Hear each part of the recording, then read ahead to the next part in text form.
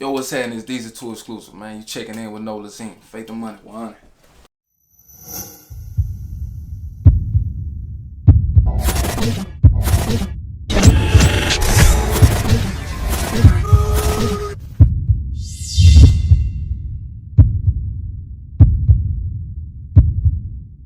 Okay, so we already did the interview, so everybody know where you're from and all that other good stuff. Let's start it off by saying, all right, what you been up to? Man, I've been chilling, bro. Working consistent. Staying with it. Hey, but you look like you got some brand new chains on. Man, same old same. You know, I just shine them up a little bit. Shine them more, up?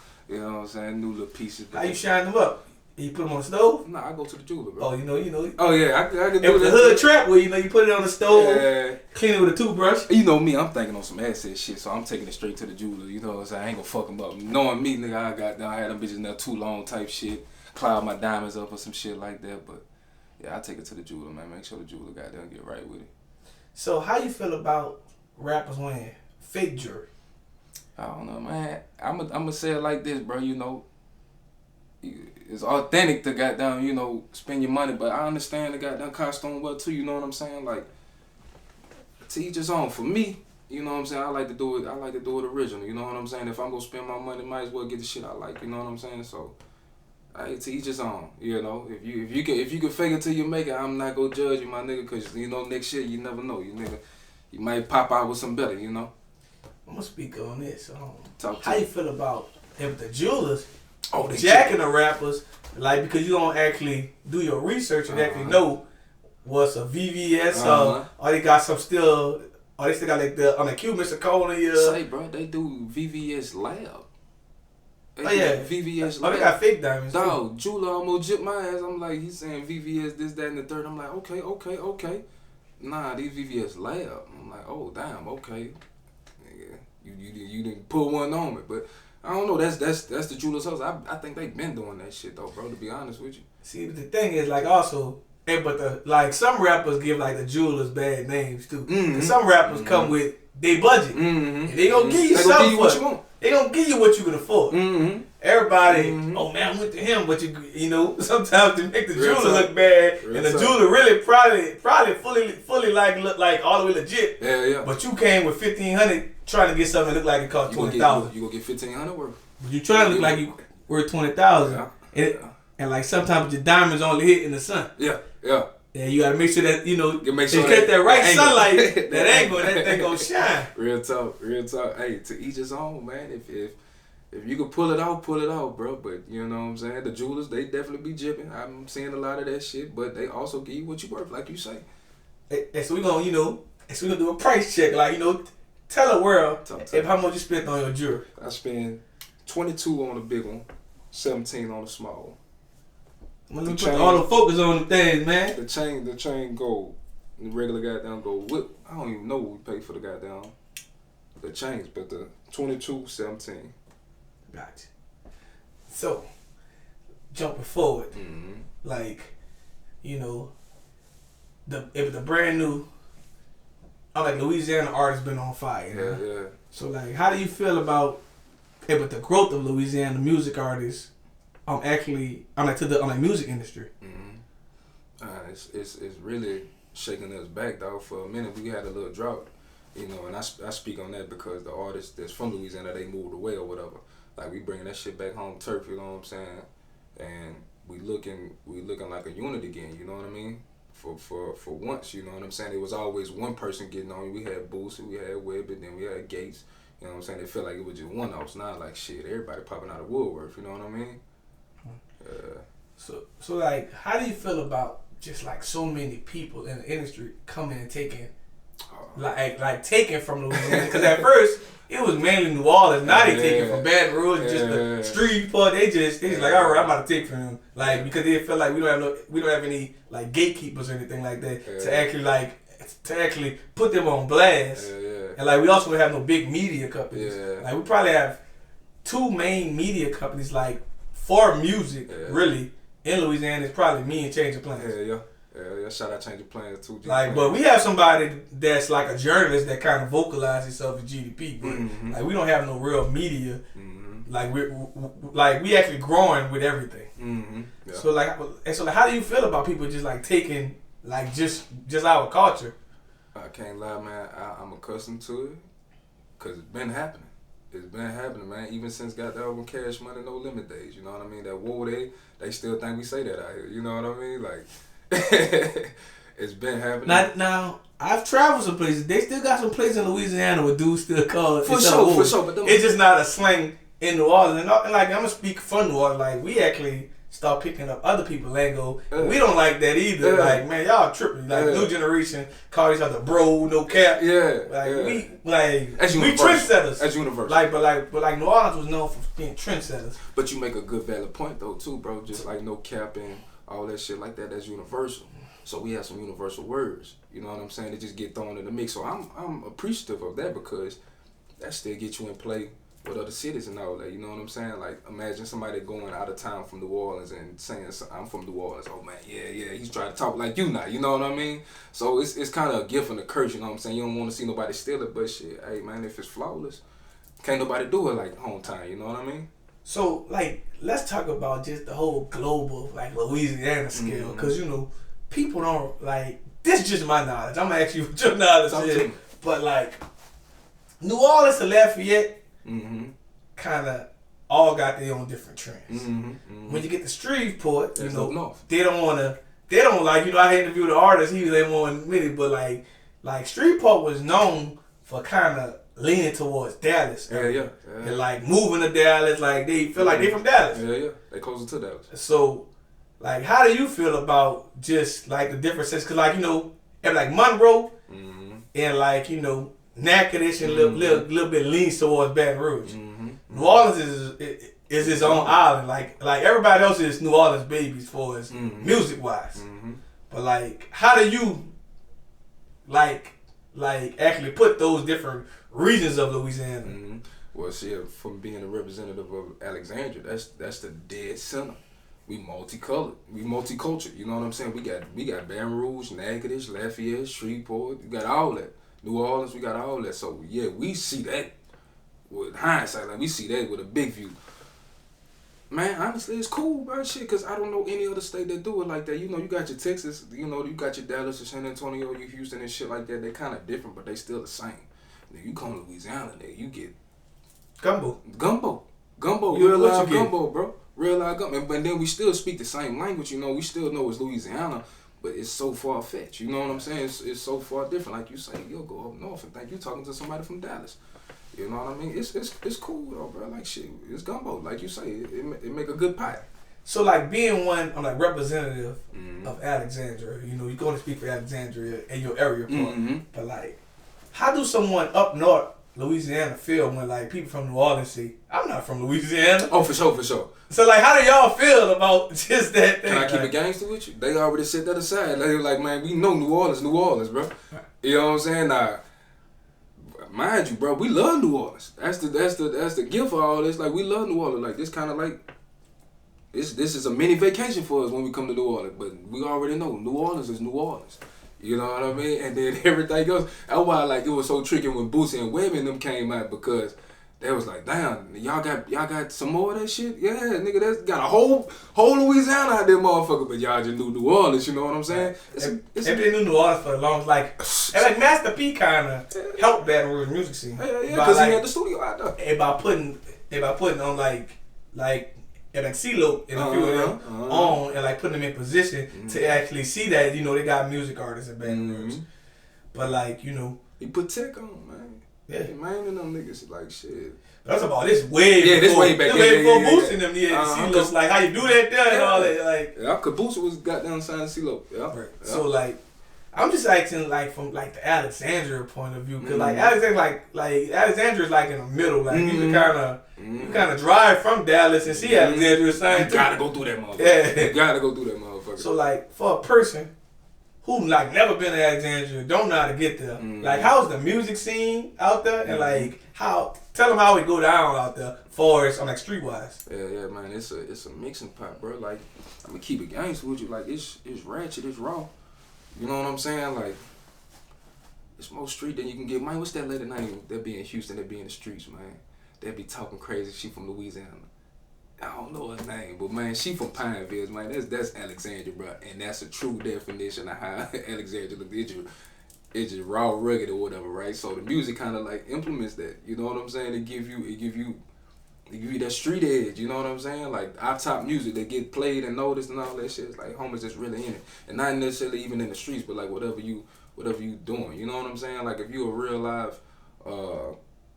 If you're a real life fashion clothing designer or whatever, and you spit that on the music, it's authentic. You know what I'm saying? Because you go talk it your way. You go talk it the Alexandria way. Like the niggas go G-check shit. You know what I'm saying? Like if you ain't really about what you talking about, homie, go come see about you. You know what I'm saying? I know cuz from goddamn elementary, even though you a different ass motherfucker coming out of goddamn school or whatever, they still go judge it all day. Nigga, I know his mom, I know his auntie. It's so small anyway. You know what I mean? So.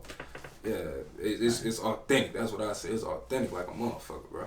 And like that's another crazy thing about being a rapper. Like, and like as soon as you start getting fame, people start remember like small stuff about you. Man, everybody remember that time you got beat up in second grade. Like damn it, like they don't want you to have no flaws. Say, bro, I seen goddamn chick find a picture of me on MySpace on that motherfucker. I'm like, son, you done dug that down far, bro. Got some pictures on me from MySpace, yeah, but you gotta keep it authentic. You same person you wasn't. Put you had a do-rag on or something? Nah, son, I had a low cut. I ain't even had no dreads, no nothing, son. Little mini looking ratchet? I wasn't looking ratchet, but it just like young me. Like young me. It was around the time that was going on. Yeah, like middle school type shit. You know what I'm saying? So nigga, this Soldier Boy era. You know what I'm saying? Like shit. Oh, so you came from the era of wearing big clothes. For sure. So like looking back now, do you feel like you was kind of crazy wearing big clothes? For sure. Like for sure. Like people didn't actually know their real pants size until it was normal to wear regular clothes. Good. People used to wear like 5 times pants, like 5 times bigger than them. I remember. I mean, my cousin gave me a pair of Jabos, and I was maybe 16. I think my waist size probably was 30. Yeah, he was 38, 40. And I got them things looking like Huggies. Real talk. Say, it would look like some damn MC Hammer pants. Sir, I got a 2X shirt that hang down to my knees. I still can't fit that motherfucker. I wear that shit back to this day, man, what the hell is I thinking? What? I'm like, man, what the hell I thinking? Dickie jeans, them Dickie shorts, different colors, forces. I'm still rocking the forces to the day, but we came a long way, huh? Came a long way, bro. But that was the era, though, bro. You know. So like. Is it crazy to like actually get mad at the brand new era for like the things that they tried to wear? I had to check somebody. I don't even say check, but I had to tell somebody the other day like you can't get mad at that. You can't get mad at that because like nigga, it's different eras. I'm gonna break it down like this. Like goddamn 90s. It was the aspect of 90s. She was like it'll never be the 90s again. I was like man, 90s was an era, but 2000 was an era too. 2010 was an era. 2020 is an era as well. Like 2010, nigga was more skinny. It was every 10 years a different era. It's a different era, son. But I was watching a picture with like the Isley brothers. I'm glad I wasn't raised in that era. They looked like a little fun boys. But that was the shit. If you want to rock in that, like in the 70s, the early 80s, this was like biker shorts. Disco. It's disco shit. I'm just glad I wasn't a part of that era. Real but everybody had their wave. Like at a point, like Rick James was the hottest person out. Come on, look what he used to wear. Man, wearing glitter. You hear me? A real super Prince freak. out there with his booty cheeks out, man. Super freak. Real talk. But I say that, dog. That's probably what they gonna say about us 40 years from now. You know what I mean? Like they be like, boy, what the hell them boys is wearing? Like niggas got down button up. And I think diamond chains are gonna fade away. Oh, people gonna go back to gold. Real talk. But history repeats itself. It did that 2010, if you remember. You remember that? I still believe in gold. Me personally, I would never wear diamonds because I don't know what I'm getting. You sound like my manager, bro. So way down. I'm always gonna stick to gold. He just said I'm gonna get a gold Nolazine chain, just all gold. All gold. I don't trust nothing else. That's it. I don't trust nothing. You can always burn it and turn it to something else. And it appreciates, bro. Don't depreciate, bro. Gotcha. Real talk. So, seeing the brand new industry, how do you feel about rappers that clout chase and like just do anything to get on? Man, it's a different era, like we were saying, bro. And to be honest with you, bro, I don't understand it. So I can't necessarily detail certain shit that's going on, but I do see people making money off of this shit like that. But I'm gonna say like this, man, I'm a man of moral and respect, and I don't necessarily think money overpowers morals and respect. You know what I'm saying? So do what you do to get your change, but man, make sure that you can live with yourself after you do whatever you doing. Now, if that's you, I respect who you is, but if you doing that shit on some clout chasing shit, bro, like, you know, to each his own, but man, that's not respected. You know what I mean? Gotcha. So being in this music industry for a while now, tell us, what do you enjoy most about it? Like, what do you hate about it? Because, you know, I've asked you this question before, but you know, things always change. It changed since that last time. It had changed, bro. Honestly, bro, just what I love the most about it is the hunger, bro. Like, I know you know this, man, from going viral and shit like that, man. You chase that spotlight. You know what I'm saying? You chase that urge of, like, for me, man, putting out a song, bro, it's a goddamn high every time. You know what I'm saying? Because I want to see if it's gonna do good. I want to go see if it do mediocre. Even the ones that do bad. You know what I mean? You chasing that high just to see how your leveling is. Because, man, I judge myself on leveling every year. You know what I mean? Like, did I get better from last project? Did I get better from last song? Am I more precise? Am I doing better? Point blank period. Am I doing better? So that's what I love. What I hate about it, I don't know, bro. Cause everything is a learning curve. It's a learning experience, man. So like even my worst times in the industry, bro, I learned from it and I took some game away from it and, you know, applied it to the next step. You know what I mean? I can't say I don't like that faking and flogging and shit. Like, you know what I mean? You be in the mix and you see a lot of goddamn mixy shit. You know what I mean? That fake shit we just talked about, you know what I mean, clout chasing and shit like that, you know, somebody, and then I come from Alexandria, so you know, we authentic. You see somebody that ain't authentic, nigga, you just shy away from that shit, but you see you winning off that shit, you know what I mean, but in his way, I guess, you know what I mean. Gotcha. So, like, you know, most people, everybody want to be one music artist now, a rapper. Yeah. They don't realize that you know, this costs, and it costs a lot. Like, how do you feel, like, how important it is to actually, like, market yourself and, like, get your name and your face known? Man, that's the goddamn key. The music is last, just to keep it a band. Shit, man, marketing, that's what they teach you in school, man. Business and marketing, bro. I tell you like this, man. However much you investing into your music and into your craft, it's probably gonna be double how much you need to spend on marketing and promotion, bro. Because, man, 100% of nothing is, you already know what that is. But if you put something in it, you know what I'm saying, you invest, you know, that's just like your change. That's just like, you know, your wardrobe. You'll spend $2,000 in wardrobe to look good on the camera, but then won't spend $2,000 and goddamn promote the shit. You know what I mean? So I think it go hand in hand, bro. It's important as a motherfucker, bro. Because 100% of nothing is nothing, man. Real talk. And I always tell dude rappers, like, it's actually cheaper being a dude rapper than a female rapper. For sure, because you ain't gotta get your makeup done. You ain't gotta get your hair done. You ain't gotta get your nails done. Yeah. Shit, some women gotta get a BBL done. Real talk. So I'm saying, like, you don't really have no excuse. How you like, feel about that, bro? About the BBLs? About the BBLs, bro. Well, it depends on what you're looking for, you know. I think, me personally, I think a BBL female is a female to have fun with. Mm-hmm. I would not settle down with a female.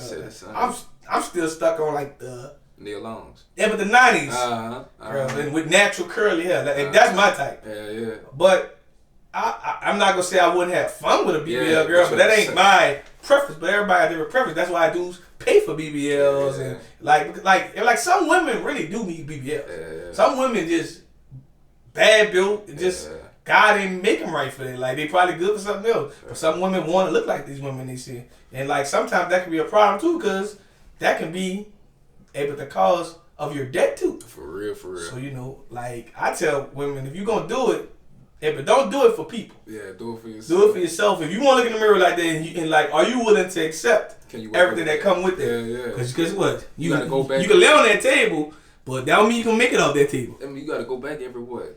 Is it 7 years or 6 years? And it's so expensive. I just found out after you get your BBL, you gotta pay for like somebody to like massage your butt and shape it. So that's so much money coming just to look good. So I kind of see why these women asking for dudes with the bag. No bullshit. Like where the bag at? Cause it's gonna cost just to be them. Yeah. No bullshit. Yeah. So you know, If I was a female, I ain't gonna lie to you. I'd be like, man, if you don't like natural me, so well. Real talk, real talk. Hey, that's just my purpose too. I got this theory. Everybody blessed. For real, for real. You know, you might not be bad right there. You might be blessed somewhere else. Yeah. You know. Yeah, you might have got down jumped too early. I'm thinking about the younger chicks. Like saying you don't even know you probably hit somewhere got down. Like if you skinny, you might get fired once you have a baby. Or if you bigger, just work out. You might turn. You know, you just don't know. But some people ready for that rush. Everybody look good. Mm-hmm. Like a female, like you know, I'm not gonna say average female, but like a lot of females looking for attention. Mm-hmm. So if they see other women getting attention, dudes speaking to them, or just like I ain't gonna say every female want the dude, but they want a man to. Like a man that want them. Yeah. So if a man don't give them that acknowledgement, like a dude just walking past you at Walmart, not even trying to holler at you, you start to kind of look crazy. Like you don't really, like, man, what's wrong with me? They be doing that shit mostly for the females too, though, bro. That's the crazy part about it. Like, they want that validation from another female.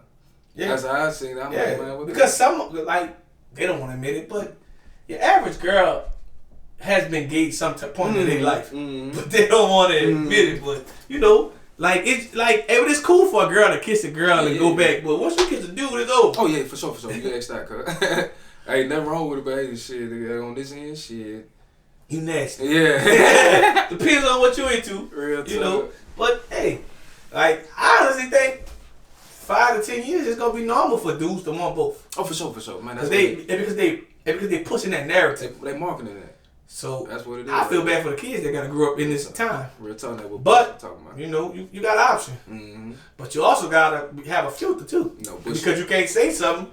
You fool around, go to jail for saying, man, you do this. Real talk. I used to say all kind of crazy stuff as a kid. Now I'm glad I wasn't born in this generation. I know I would have been in trouble. This generation so wicked, bro. Son, Instagram, I monetize on that motherfucker. I said something about El Chapo. I always got unmonetized every month. Man, bro, I'm like, I always made it to my 100. Always made it to my 100 quarter. Then they say uneligible. Come on, son. I'm like, God, and they hit me for like a good 3 month span. I'm like, God. They hit me once a month, and they give me a time basis when I can come back on there. Yeah, they did that to me. I did that 3 months, and I think they still got my shit demonetized right now. But. Yeah, but that's also how I kind of know YouTube's about to change with, like, you know, if the cursing. You see the podcast is leaning more towards that shit now. Like, they start their first... beep it up. Yeah, they first 40 seconds or whatever them up, and there's no cussing in there. I be trying to tell rappers stop cussing, but you know it's a hard game. It's hard. We talk like that. Shit. You can't change nobody from being who they is, bro. Right. Gotcha. So, I'm like, what's next for you? Man, right now... We gearing up for the next album, but right now, man, we just dropped that "Make It Home" with Baker, man, free Baker. We also got the Respected Tees out right now that's going towards the campaign, and also to the special needs children. Man, we got the whole campaign going on, man. The cameraman is Panic still doing his thing. Alexander still doing his thing out of the Alexandria area. You know, we still pumping the music. Salute Beats. Man, we pushing it. What's next is the album, man. The album. I'll give y'all the title soon, but I've been putting it out there. Y'all, whoever my fans are, they already know what's coming next. But yeah, I'll officially announce all that coming soon, bro. That's on the way. I'll say in the next 2 months. Okay. And actually, before we leave, Evelyn, what's your message to the kids that's watching this interview? Think about following behind you. Like kids that's actually listen to your music and like think about trying stuff. And like, what's your message to them? That's my thing. Don't be afraid to try. Be different. You know what I'm saying? I understand the world we live in, and I understand how critical it is doing this social media area. But man, hey, be yourself and don't be afraid to try things. You know what I'm saying? You looking at somebody here today, 28 years old, standing tall in the music industry, man, and not afraid to work, not afraid to network, socialize. You know what I'm saying? Hey, be yourself. You know what I'm saying? And reach new levels, man. Hey, once you get around these $1 million people, these $1 billion people, bro, you go understand where they at right now, because they trying things. They making sure that they putting their hand in everything, man. Hey, and my advice to you is, man, go get it. Try it out. You won't know until you try it, bro. Deezy2Exclusive. All right, and last but not least, tell the world actually, what can they find you on social media, just everywhere? Yes, sir. You can find me on Instagram, Twitter, Facebook at Deezy2Exclusive, DEEZY2 Exclusive. You can also check me out at the faithandmoneyrecords.com. That's the website, faithandmoneyrecords.com. Get your merch there. Get all your products, man. And also on youtube.com/Deezy2Exclusive. Make sure you subscribe. Check out all the content. Check out the videos, the exclusive vlogs. Check us out on youtube.com/Deezy2Exclusive. All right.